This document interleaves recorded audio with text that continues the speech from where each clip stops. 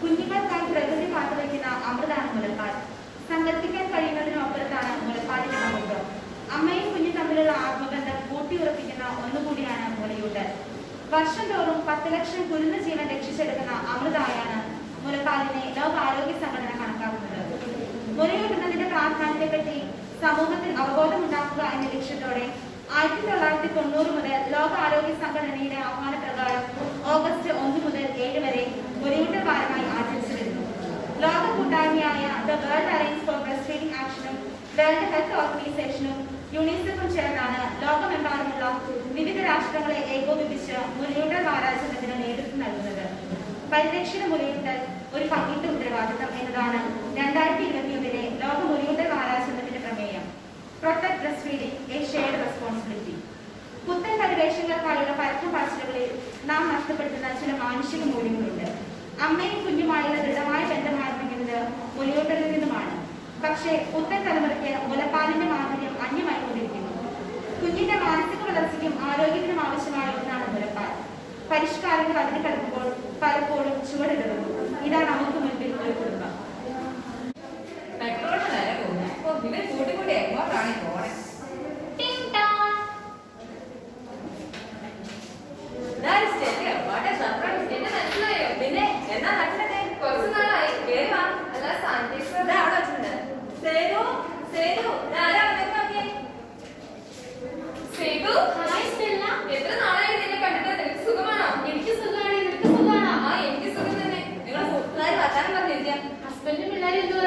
പുള്ളിക്കാരന്റെ പിള്ളേരൊക്കെ പുറത്തു കളി വന്നില്ല. പിന്നെ കൊറോണയൊക്കെ അല്ലേ. അല്ല, നിന്റെ കൊച്ചെന്തേ? കൊച്ചിനെ കാണാനാ ഞാൻ വന്നേ. നീ കുഞ്ഞിനെ കണ്ടില്ലല്ലേ? ഇല്ലടി. സരളെ കുഞ്ഞിനെ ഇങ്ങ് കൊണ്ടുവന്നേടി. പിന്നെ വേറെ എന്തൊക്കെയുണ്ടടി പറയടി. കുഞ്ഞിനെയൊക്കെ പോകുന്നുടി. വാവേ, ആന്റിയെ നോക്കിയേ. ഇത് പിടിച്ചോട്ടോ. ആന്റിയുടെ കുഞ്ഞു വാവേ.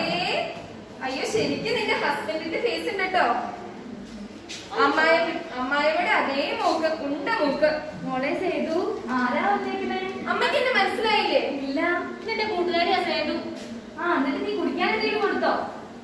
ഞാൻ ഒന്നും കൊടുത്തില്ല. അമ്മ ഒരു ചായ എടുത്തോണ്ട് വാ. എടി സരളെ, എന്റെ കാപ്പി കഴിച്ചേ. കാപ്പി മാത്രം പോരാ, എന്തെങ്കിലും കഴിക്കാനും എടുത്തോട്ടോ. നീ ഇവിടെ ഇരിക്കേ. എന്തൊക്കെയുണ്ട് പറ. പിന്നെ എന്താണ്? കുഞ്ഞിനെ അങ്ങ് വാങ്ങിച്ചോ. ഞാനൊരു ഉമ്മ കൊടുക്കട്ടെ.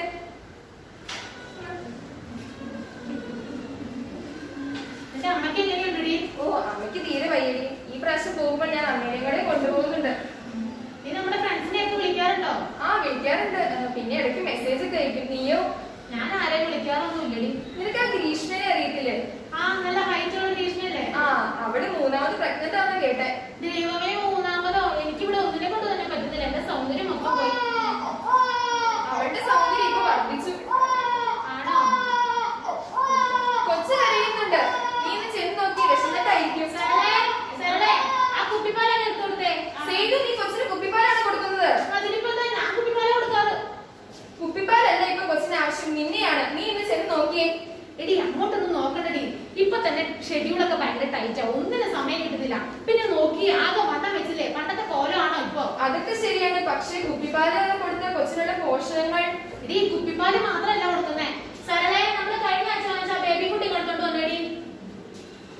ഞാൻ കഴിഞ്ഞ ആഴ്ച ബിഗ് ബസാറിൽ പോയി വാങ്ങിയതാ. 4000 രൂപയാ. 4000 രൂപയോ? ഈശോയെ, ഇതിനകത്ത് ആവശ്യമായ എല്ലാ പോഷകങ്ങളും ഉണ്ടടി. നീ പറഞ്ഞത് ശരി തന്നെ. ഇതിന് ആവശ്യമായ പോഷകങ്ങളുണ്ട്. പക്ഷെ നമ്മുടെ കുഞ്ഞിന് ഒരു കൊടുക്കാൻ പ്രശ്നമില്ല. ഇതിനകത്ത് ആവശ്യമായ എല്ലാ പോഷകങ്ങളും ഉണ്ട്. നീ എന്നോട് വഴക്കുണ്ടാക്കാൻ വേണ്ടി തന്നെ വന്നതാണോ? സേതു, അങ്ങനെ പറയില്ലേ. എന്താ മക്കളെ, ഇവിടെ വഴക്കാണോ നിങ്ങള്? അമ്മയും കൂടെ അറിഞ്ഞിട്ടാണോ കൊച്ചിന് കുപ്പിപ്പാല് കൊടുക്കുന്നത്? ഞാൻ എത്ര തവണ പറഞ്ഞിട്ടെന്ന് അറിയാമോ ഇങ്ങനെ ചെയ്യരുതെന്ന്? എന്ത് ചെയ്യാനാ? ഇവിടുത്തെ തലയിലേക്ക് വല്ലതും കേറണ്ടേ? അമ്മ പൊക്കെ. എന്റെ കൊച്ചിന്റെ കാര്യം നോക്കാൻ എനിക്കറിയാം. ഇവിടെ ഈ കുഞ്ഞിന് മുലപ്പാൽ നിഷേധിക്കപ്പെടുകയാണ്.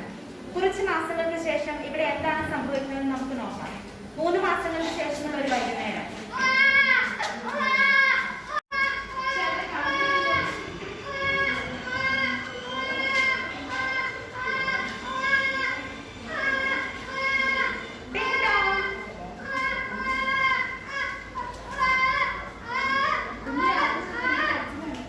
അയ്യോ, എന്റെ കുഞ്ഞിനെ എന്ത് പറ്റി? സിദ്ധു, കുഞ്ഞിനെ നല്ലോണം പനിക്കുന്നുണ്ട്. എന്റെ ദൈവമേ, കുഞ്ഞിനെ എന്ത് പറ്റി? നീ പേടിക്കണേ, കുഞ്ഞിന്റെ അടുത്ത് നമുക്ക് ഹോസ്പിറ്റലിൽ പോവാം.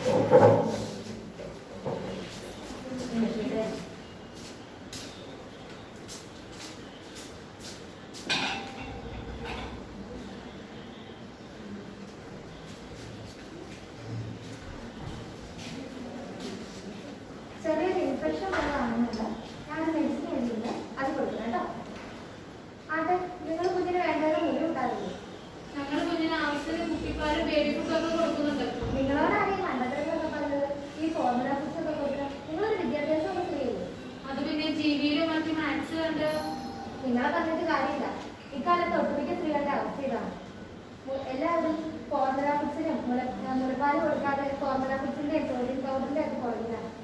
പറഞ്ഞിട്ട് കാര്യമില്ല. നിങ്ങളൊരു കാര്യം മനസ്സിലാക്കണം, മുലപ്പാൽ ഒരു കുഞ്ഞിന്റെ അവകാശമാണ്. അത് കിട്ടാതെ കുഞ്ഞിന് വേറെ ഒരു പ്രോട്ടീൻ പൗഡറും കൊടുത്തിട്ട് കാര്യമില്ല. ഭർത്താവിന് മുന്നിൽ താങ്കൾക്ക് ഇതിൽ വലിയൊരു പങ്കുണ്ട്. മുല കിട്ടാൻ ഭാര്യയെ സഹായിക്കുക, അതുപോലെ തന്നെ അവളെ സപ്പോർട്ട് ചെയ്യുന്നുണ്ട്. ഈ ലോകത്ത് അമൃതിനേക്കാൾ വിലയുള്ള ഒന്നാണ് മുലപ്പാൽ. അതുകൊണ്ട് തന്നെ ആദ്യത്തെ 6 മാസം ഷുവറായിട്ട് കുട്ടിക്ക് മുലപ്പാൽ കൊടുത്തിരുന്നു.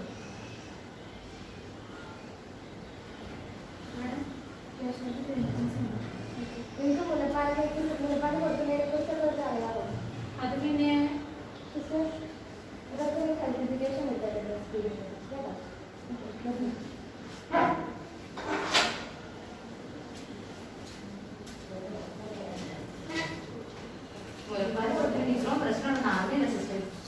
അത് സാരമില്ല, ഇനിയാണെങ്കിലും ശ്രദ്ധിച്ചാൽ മതി. എന്നിരുന്നാലും 6 മാസം കുഞ്ഞിന് തീർച്ചയായും മുലപ്പാൽ തന്നെ കൊടുക്കണം. കാരണം കുഞ്ഞ് വളരാനും കുഞ്ഞിന്റെ ഭാവിയിലേക്ക് ആവശ്യമുള്ള എല്ലാ പോഷക ഘടകങ്ങളും അടങ്ങിയിരിക്കുന്നത് മുലപ്പാലിലാണ്. ഈ മുലപ്പാലിനെ 3ആയി തിരിച്ചിരിക്കുന്നു: കൊളസ്ട്രോൾ, ട്രാൻസിഷണൽ മിൽക്ക്, അതുപോലെ തന്നെ മെച്ചുവർ മിൽക്ക്. കൊളസ്ട്രോൾ എന്ന് പറഞ്ഞാൽ കുഞ്ഞുണ്ടായി ആദ്യത്തെ 1 മണിക്കൂറിൽ കൊടുക്കേണ്ടത് കൊളസ്ട്രോൾ ആണ്. അതിന്റെ കളറ് ഇളം മഞ്ഞ നിറമായിരിക്കും. കുഞ്ഞിന് ഏറ്റവും ആദ്യം കിട്ടുന്ന വാക്സിനാണ് കൊളസ്ട്രോൾ. അമ്മ പ്രസവിക്കുന്നതിന് തൊട്ട് മുൻപ് ഗർഭാവസ്ഥയിൽ തന്നെ കൊളസ്ട്രോൾ ഉത്പാദിപ്പിക്കപ്പെടുന്നു. ഇത് കുഞ്ഞിന് മഞ്ഞ നിറം, അതായത് ഹൈപ്പർ ബിലിറൂമിയ എന്നത് ഒഴിവാക്കാനായിട്ട് സഹായിക്കുന്നു. അത് എങ്ങനെയാണെന്ന് വെച്ച് കഴിഞ്ഞാൽ, നമ്മൾ കൊളസ്ട്രോൾ ഉള്ളിൽ ചെല്ലുമ്പോൾ കുഞ്ഞ് പുറപ്പെടുവിക്കുന്ന ആദ്യത്തെ വിസർജന വസ്തുവാണ് മെക്കോണിയം. അത് പാസ് ചെയ്യുന്നതിലൂടെ കുഞ്ഞിന് മഞ്ഞ നിറം ഒഴിവാക്കാനായിട്ട് സഹായിക്കുന്നു. ഇനി രണ്ടാമത്തേതാണ് ട്രാൻസിഷണൽ മിൽക്ക്. ഇത് കുഞ്ഞുണ്ടായി 32 to 96 മണിക്കൂറിനുള്ളിൽ ഉത്പാദിപ്പിക്കപ്പെടുന്ന മിൽക്കാണ് ട്രാൻസിഷണൽ മിൽക്ക്. ഇതിന് ഇളം ഒരു മഞ്ഞ നിറമായിരിക്കും, എന്നാൽ വെള്ള കലർന്ന മഞ്ഞ നിറമായിരിക്കും. ഇത് കുഞ്ഞിനെ വളരെയധികം സഹായിക്കുന്നു. ഇതിൽ വളരെ അധികമായി വൈറ്റമിൻസും പ്രോട്ടീനും അടങ്ങിയിട്ടുണ്ട്. മെച്ചുവർ മിൽക്കിനും കൊളസ്ട്രോളിനും ഇടയിലാണ് ട്രാൻസിഷണൽ മിൽക്ക് ഉള്ളത്. ഇനി ഏറ്റവും അവസാനത്തേതാണ് മെച്ചുവർ മിൽക്ക്. മെച്ചുവർ മിൽക്ക് എന്ന് പറഞ്ഞു കഴിഞ്ഞാൽ കുഞ്ഞുണ്ടായി 2 ആഴ്ചയ്ക്ക് ശേഷമാണ് മെച്ചുവർ മിൽക്ക് ഉത്പാദിപ്പിക്കപ്പെടുന്നത്. ഇതിനെ 2ആയി തിരിച്ചിട്ടുണ്ട്: fore milk, hind milk. Fore milk എന്ന് പറഞ്ഞു കഴിഞ്ഞാൽ കൊച്ചുണ്ടായിട്ട് നമ്മൾ കൊച്ചിന് പാല് കൊടുക്കുമ്പോൾ ഏറ്റവും ആദ്യം വരുന്നത് ഫോർ മിൽക്കാണ്. അതിന് വെള്ളത്തിന്റെ കണ്ടന്റ് അതിലുണ്ട്. കാരണം എന്താണെന്ന് വെച്ച് കഴിഞ്ഞാൽ അതിൽ പ്രോട്ടീൻസും മിനറൽസും വെള്ളവും അടങ്ങിയിട്ടുണ്ട്. ഇത് കുഞ്ഞിന്റെ ദാഹം മാറ്റാനായിട്ട് വളരെയധികം സഹായിക്കുന്ന ഒന്നാണ്. രണ്ടാമതായിട്ട് വരുന്നതാണ് ഹിൻഡ് മിൽക്ക്. ഇതിന് കട്ടി കൂടുതലുണ്ട്. ഇത് കുഞ്ഞിന്റെ വിശപ്പ് മാറ്റാനും കുഞ്ഞിന്റെ മസ്തിഷ്ക വളർച്ച ഉൾപ്പെടെ ശരീരത്തിന്റെ എല്ലാ തരത്തിലുള്ള വളർച്ചയ്ക്കും വളരെയധികം സഹായിക്കുന്നതാണ്. അതുകൊണ്ട് തന്നെ നമ്മൾ കുഞ്ഞിന് പാൽ കൊടുക്കുമ്പോൾ ഒരു സ്ഥാനത്ത് പാൽ കൊടുത്തു തുടങ്ങിയാൽ ആ സ്ഥാനത്തിലെ പാല് മുഴുവനായി തീർന്നതിന് ശേഷം മാത്രമേ അടുത്ത സ്ഥാനത്തില് പാൽ കൊടുക്കാനായിട്ട് പാടുള്ളൂ. എന്നാലാണ് കുഞ്ഞിന് എല്ലാ പോഷകാഹാരങ്ങളും ലഭിക്കുകയുള്ളൂ. ഇവ 3മാണ് പാലിന്റെ 3 ഘട്ടങ്ങൾ. മുലയൂട്ടുന്നതുകൊണ്ടുള്ള ഗുണങ്ങൾ എന്തൊക്കെയാണ് സിസ്റ്റർ? ഏറെ ഗുണമുണ്ട്. നമ്മൾ കുഞ്ഞ് ജനിച്ച ആദ്യത്തെ 1 മണിക്കൂർ മുതൽ 6 മാസം വരെ കുഞ്ഞിന് മുലപ്പാൽ മാത്രമാണ് നൽകുന്നത്. മുലപ്പാലിന്റെ ഗുണങ്ങൾ ഏതെല്ലാമാണെന്ന് വെച്ചാൽ, മുലപ്പാലാണ് കുഞ്ഞിന്റെ ആദ്യത്തെ വാക്സിൻ. അത് കുഞ്ഞിന് ഏറ്റവും പ്രതിരോധശേഷി നൽകുന്നു. മുലയൂട്ടുന്നതിലൂടെ കുഞ്ഞുങ്ങൾക്ക് നമുക്ക് എത്രമാത്രം പോഷകങ്ങളും പ്രതിരോധശേഷി നൽകാമോ അത്രമാത്രം 6 മാസം വരെ നൽകാൻ സാധിക്കും. 6 മാസം വരെ കുഞ്ഞുങ്ങൾക്ക് സ്വയമേ പ്രതിരോധശേഷി ഉണ്ടാകുന്നില്ല. ഈ സമയങ്ങളിൽ അമ്മയുടെ മുലപ്പാലിൽ നിന്നാണ് കുഞ്ഞിന് പ്രതിരോധശേഷി ലഭിക്കുന്നത്. ദഹനം എളുപ്പമാക്കുന്നത് മുലപ്പാലിൽ നിന്നും സാധിക്കുന്നില്ല. കാരണം എന്താണെന്ന് വെച്ചാൽ, മുലപ്പാലിൽ മറ്റ് ഫോർമുല ഫുഡിനെ അപേക്ഷിച്ച് അന്നജവും കൊഴുപ്പും കുറവാണ്. ഇത് കുഞ്ഞുങ്ങളിൽ എളുപ്പം ദഹനം സാധിക്കും. ഇന്നത്തെ കാലത്ത് വാണിജ്യാടിസ്ഥാനത്തിൽ വിപണികളിൽ ധാരാളം ഫോർമുല ഫുഡുകൾ വരുന്നുണ്ട്. ഇതെല്ലാം ഉണ്ടാക്കിയെടുക്കുന്നത് സോയ പ്രോട്ടീൻ അല്ലെങ്കിൽ പരിവർത്തനപ്പെടുത്തിയ പശുവിൻ പാല് എന്നിവ എല്ലാം ഉപയോഗിച്ചിട്ടാണ് ഈ ഫോർമുല ഫുഡ് ഉണ്ടാക്കിയെടുക്കുന്നത്. ഇത് കുഞ്ഞിന്റെ ദഹനത്തെ കാര്യക്ഷമമായി ബാധിക്കുന്നു. ഈ പരിവർത്തനപ്പെടുത്തിയ പശുവിൻ പാലിന്റെ കൂടെ മിനറൽസും വൈറ്റമിൻസും എല്ലാം ആഡ് ചെയ്തിട്ടാണ് ഫോർമുല ഫുഡ് വരുന്നത്. ഇത് കുഞ്ഞുങ്ങൾക്ക് ലഭിക്കാൻ ബുദ്ധിമുട്ടുള്ളതുപോലെ തന്നെ കുഞ്ഞുങ്ങളുടെ മറ്റ് ശരീരഭാഗങ്ങളുടെ വളർച്ചയെയും ഇത് ബാധിക്കുന്നുണ്ട്. പിന്നെ മുല കുടിക്കുന്ന കുഞ്ഞുങ്ങൾ മറ്റ് ഫോർമുല ഫുഡ് കഴിക്കുന്ന കുഞ്ഞുങ്ങളെ അപേക്ഷിച്ച് ബുദ്ധിശക്തി കൂടുതലുള്ളവരായിരിക്കും. പിന്നെ മുല കുടിക്കുന്ന കുഞ്ഞുങ്ങൾക്ക് കല്ലിന്റെയും എല്ലിന്റെയും വളർച്ചയെ നന്നായി നടക്കുന്നുണ്ട്. പിന്നെ പോഷകഘടകങ്ങളുടെ കലവറ തന്നെയാണ് മുലപ്പാല്. പിന്നെ മുലപ്പാല് അടങ്ങിയിരിക്കുന്ന അയൺ എന്ന ഘടകം കുഞ്ഞുങ്ങൾക്ക് വൈറ്റമിൻ ഡെഫിഷ്യൻസി, അനീമിയ മുതലായ അസുഖങ്ങൾ വരാതെ തടയുന്നു. പിന്നെ മുലപ്പാല് അടങ്ങിയിരിക്കുന്ന കുഞ്ഞുങ്ങൾക്ക് മലേറിയ മുതലായ അസുഖങ്ങളെ പ്രതിരോധിക്കാൻ വേണ്ടി സഹായിക്കുന്നുണ്ട്. ഇതെല്ലാമാണ് മുലപ്പാൽ കുടിക്കുന്നതിനുള്ള ഗുണങ്ങൾ. കുഞ്ഞിന് എപ്പോഴൊക്കെയാണ് മുലയൂട്ടേണ്ടത്? കുഞ്ഞിന് മുലയൂട്ടുന്നത് സമയപരിധികളൊന്നുമില്ല. കുഞ്ഞിന് ഏറ്റവും ആവശ്യമുള്ള അപ്പോഴെല്ലാം മുലയൂട്ടണം. മുലയൂട്ടലിലൂടെയാണ് അമ്മയുടെ ബ്രസ്റ്റ് പാലുൽപാദനം നടക്കുന്നത്. അതുകൊണ്ട് മുലയൂട്ടേണ്ടത് അമ്മയുടെ കടമ തന്നെയാണ്. മുലയൂട്ടുന്നതുകൊണ്ട് എനിക്ക് എന്തെങ്കിലും ദോഷങ്ങളുണ്ടോ? ഒരിക്കലുമില്ല. അമ്മമാർക്ക് മുലയൂട്ടുന്നതിലൂടെ ഗുണങ്ങൾ മാത്രമേ ഉള്ളൂ. കാരണം പ്രസവശേഷം അമ്മയുടെ ഗർഭപാത്രം പൂർവ്വസ്ഥിതിയിലേക്ക് ചുരുങ്ങുന്നതിന് മുലയൂട്ടൽ സഹായിക്കുന്നു. കൂടാതെ പ്രസവാനന്തരം ഉണ്ടാവുന്ന രക്തസ്രാവം കുറയ്ക്കുന്നത് മുലയൂട്ടലിലൂടെയാണ്. പിന്നെ അമ്മമാരിൽ പ്രസവശേഷം അമിതവണ്ണം കാണപ്പെടുന്നു. ഈ അമിതവണ്ണം കുറയ്ക്കുന്നത് മുലയൂട്ടലിലൂടെയാണ്. കാരണം മുലയൂട്ടുന്ന അമ്മമാരിൽ നിന്നും ദിവസവും 500 കലോറി വീതം കുറയുന്നുണ്ട് എന്നാണ് പഠനം തെളിയിച്ചിരിക്കുന്നത്. ഭാവിയിൽ സ്ത്രീകൾക്ക് കണ്ടുവരാവുന്ന ഒവേറിയൻ ക്യാൻസർ, അതുപോലെ തന്നെ ബ്രസ്റ്റ് ക്യാൻസർ മുതലായ രോഗങ്ങൾ കുറവായിരിക്കും ഈ മുലയൂട്ടുന്ന സ്ത്രീകൾക്ക്.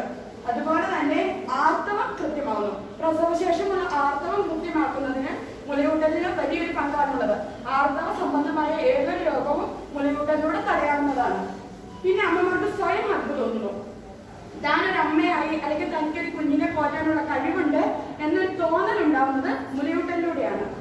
പിന്നെ പ്രസവശേഷം പല സ്ത്രീകളിലും വിഷാദം അങ്ങനെയുള്ള രോഗങ്ങളൊക്കെ കണ്ടുവരുന്നുണ്ട്. ഈ രോഗങ്ങളൊക്കെ കുറയുന്നത് അല്ലെങ്കിൽ ഇതിന്റെ ആ ഒരു സമ്മർദ്ദം കുറയ്ക്കുന്നത് മുലയൂട്ടലിലൂടെയാണ്. ഇനി എന്തെങ്കിലും സംശയമുണ്ടോ? എന്നെപ്പോലെ ജോലിക്ക് പോകുന്ന സ്ത്രീകൾ എങ്ങനെയാണ് മുലയൂട്ടുന്നത്? അതിനൊന്നുകൊണ്ട് വിഷമിക്കേണ്ട ആവശ്യമില്ല. കാരണം ഇന്നത്തെ കാലഘട്ടത്തിൽ ബ്രസ്റ്റ് പമ്പ് പോലുള്ള ഉപകരണങ്ങൾ നമുക്ക് ലഭ്യമാണ്. അമ്മ ജോലിക്ക് പോകുന്നതിന് മുമ്പ് മുലപ്പാല് പിഴിഞ്ഞ് വൃത്തിയുള്ള കവറുകളിലോ പാത്രങ്ങളിലോ ആക്കി അത് ശേഖരിച്ച് വെക്കാവുന്നതാണ്. എന്നാൽ 4 മണിക്കൂർ മാത്രമേ റൂം ടെമ്പറേച്ചറിൽ, അതായത് 25 ഡിഗ്രി സെൽഷ്യസിൽ അന്തരീക്ഷ താപനിലയിൽ വെക്കാൻ പാടുള്ളൂ. അല്ലെങ്കിൽ 4 ദിവസം വരെ നമുക്ക് ഫ്രിഡ്ജിൽ സൂക്ഷിക്കാവുന്നതാണ്. എന്നാൽ ഫ്രിഡ്ജിൽ സൂക്ഷിക്കുന്ന പാല് അതെടുത്തതിന് ശേഷം 1/2 മണിക്കൂർ എങ്കിലും പുറത്ത് അന്തരീക്ഷ താപനിലയുമായി യോജിച്ചതിന് ശേഷം മാത്രമേ കുഞ്ഞിന് കൊടുക്കാൻ പാടുള്ളൂ. മുലയൂട്ടുന്ന രീതികളെ പറ്റി വല്ലതും അറിവുണ്ടോ? ഞങ്ങൾക്ക് ഒന്നും അറിയില്ല. സാരമില്ല, പഠിപ്പിച്ചു തരാം.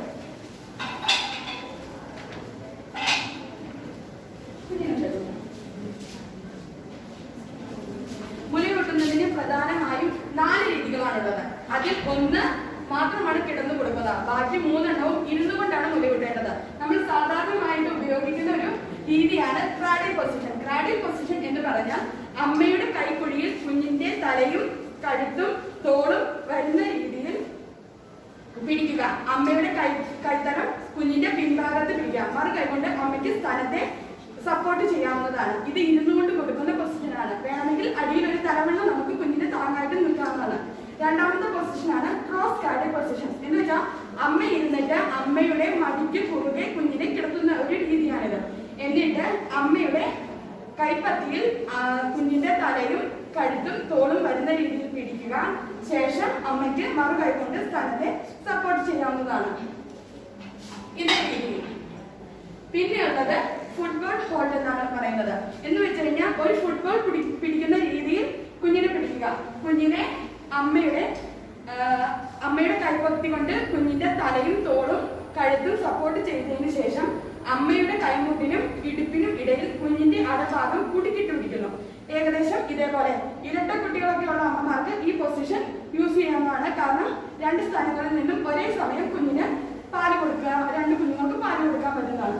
പിന്നെ കിടന്നുകൊണ്ടുള്ള പൊസിഷൻ, അത് സാധാരണമായിട്ടും ഈ ഇരുന്ന് കൊടുക്കാൻ പറ്റാത്ത അവസ്ഥകളിൽ അമ്മമാർക്ക് എന്തെങ്കിലും അസുഖം വരുമ്പോഴോ മെയിനായിട്ടും സിസേറിയൻ ഒക്കെ കഴിഞ്ഞ് കിടക്കുന്ന അമ്മമാരാണ് ഈ പൊസിഷൻ യൂസ് ചെയ്യുന്നത്. അമ്മ സൈഡ് ചെരിഞ്ഞ് കിടന്നിട്ട് അമ്മയുടെ ഏത് ഭാഗത്തേക്കാണോ തിരിഞ്ഞു കിടക്കുന്നത് ആ ഭാഗത്തേക്കായി അമ്മ തന്റെ തലയ്ക്ക് താങ്ങി നൽകുന്നു. ശേഷം മറു കൈകൊണ്ട് കുഞ്ഞിന്റെ പുറത്തിനും കഴുത്തിനും താങ്ങ് നൽകി പിടിക്കുന്നു. വേണമെങ്കിൽ പുറകിൽ ഒരു തലവണ്ണ വെച്ച് നമുക്ക് കുഞ്ഞിനെ സപ്പോർട്ട് ചെയ്യാവുന്നതാണ്. ഇതൊക്കെയാണ് പൊസിഷൻസ്.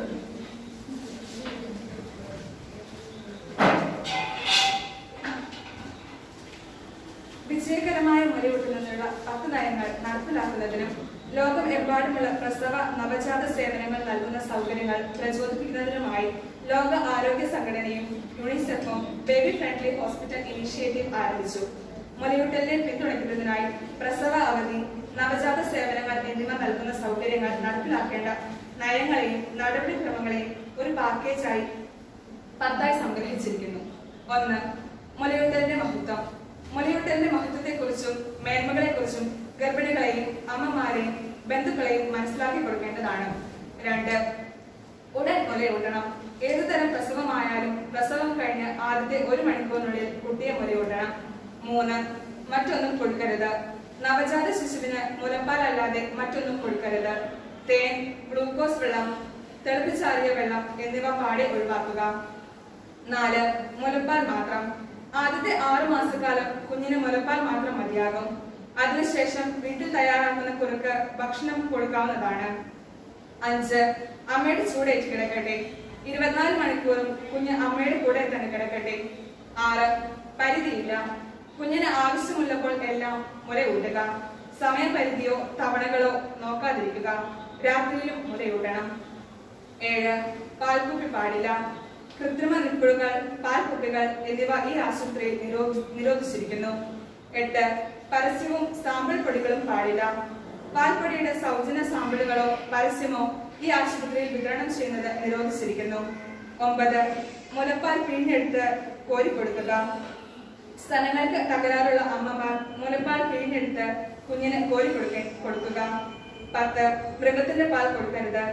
പശുവിൻ പാൽ, ആട്ടിൻ പാൽ, പാൽപ്പൊടി എന്നിവ കുഞ്ഞിന് കൊടുക്കേണ്ട ആവശ്യമില്ല.